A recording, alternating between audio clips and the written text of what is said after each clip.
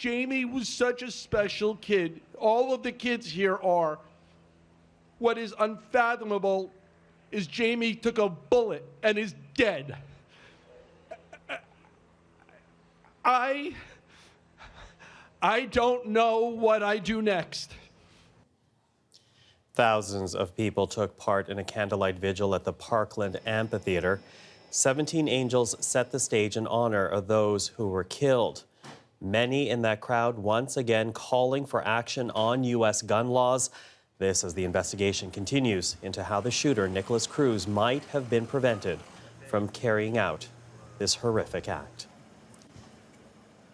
Well, for the latest this morning, we want to go back to Parkland, Florida right now. NBC's Chris Pollone joins us. Chris, nice to have you on the program again today. Let's talk about the investigation. What's the latest there? Yeah, Michael, police are still trying to drill down into that ultimate question of motive. We've reported that Nikolas Cruz has told investigators that he did carry out that shooting here at the school, killing 17 people. But the big question on all this is why? Why that day? Why this school?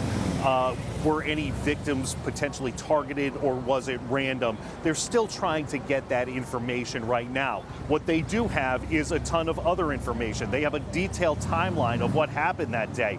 Police laid it all out yesterday, saying that Cruz took an Uber, a ride-sharing service, to the school here right before school got out.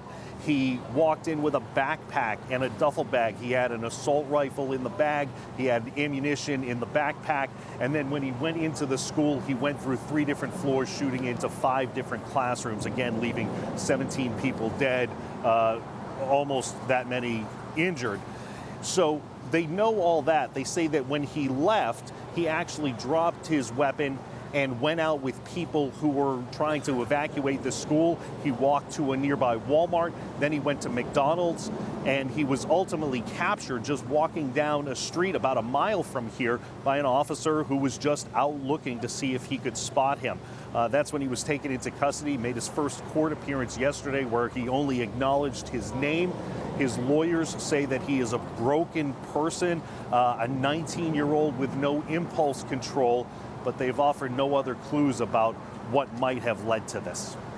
So that's the latest with this suspect as well as the investigation. But I also want to talk about the vigil. We opened up with the visuals from it last night. Many people during that vigil calling for more gun control in the United States. What are you hearing from people in the community?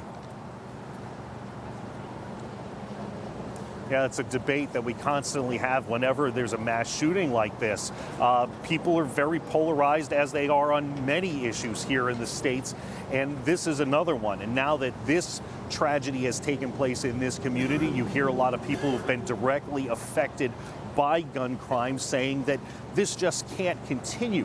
Some people are focusing on the guns. You hear a lot of politicians, especially Republican politicians, who are saying it's a mental health issue or even a school security issue. But yeah, there certainly is some outcry here in the immediate Parkland area from people who are affected by this crime to do something about young people getting dangerous guns in their hands.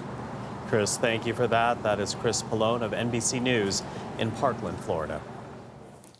And we're learning more today about some of those victims whose lives were tragically cut. Let's bring in Tashana Reed, who is tracking that part of the story for us today. So disturbing to see the faces and to see and hear the names of those who have died here. That's right, Michael. I mean, for many people, today is a day of mourning. Of course, you've seen the vigils, but we're really getting a sense of who some of these victims are.